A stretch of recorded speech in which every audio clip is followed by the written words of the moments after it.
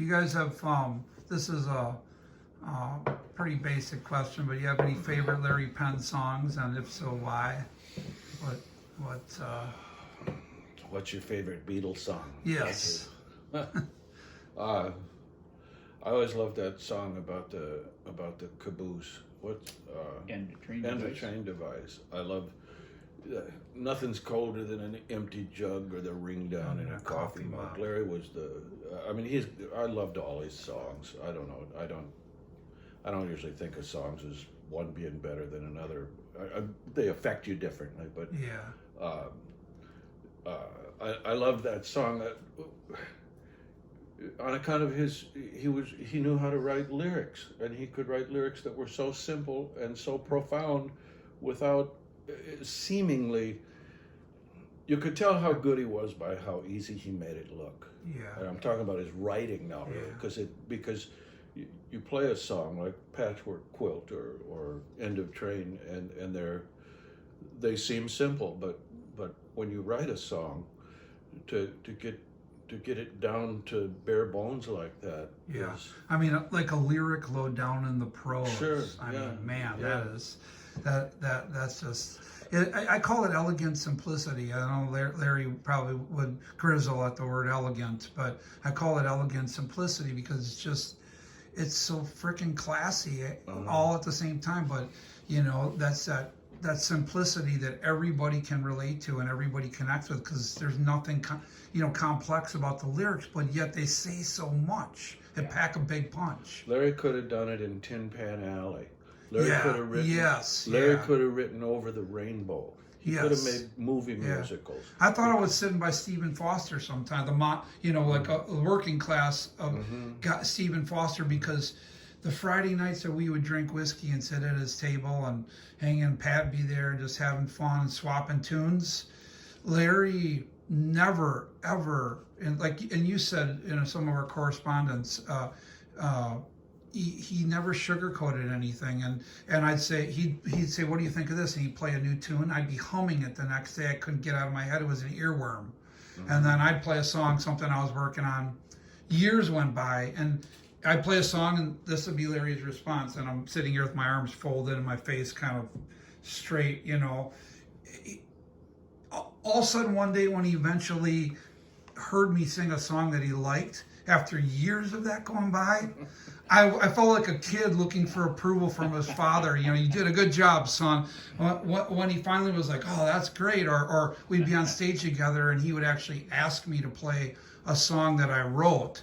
That was like, man, it was like just such a great feeling when your musical mentor or hero, like something that you did. That means a lot. But Larry just had that way, man. You're right. You're right. He could have wrote Rain Over the Rainbow, or Irving Berlin and Gershwin would have in their own way been very respectful of Kip Yarberg. He could have written.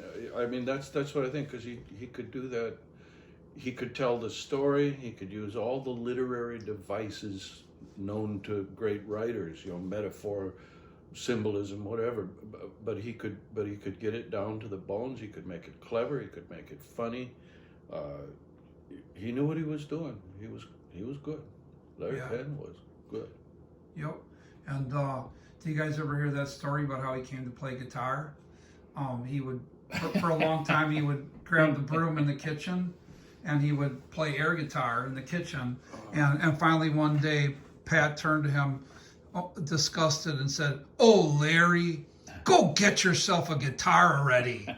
I've heard him tell that story. It's too cheap to buy one, probably. He wanted to be Leadbelly too for a while. He played some 12-string guitars, and played a Guild. I think it was a Guild 12-string, and wanted to be Leadbelly. Definitely had a big impact on him for sure.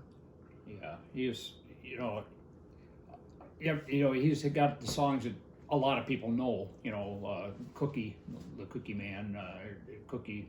I'm a little cookie. Yeah. I'm a little cookie. And he's got a kind of a top 10 with people who go to see him, but the friends and deep fans know the other library that you don't hear very often. Like, there's a song he played.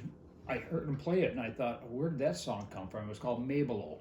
and it had this real drone to it with some minor tones in it, and I thought, and I asked him where did that come from, and it was about a porcelain doll that his mother had, and I think I did that at one of his tribute concerts that you put on every year. Did, yeah. And so that became a request when I would go to see him. I'd usually request that song because he never played it, you know, unless you asked him to.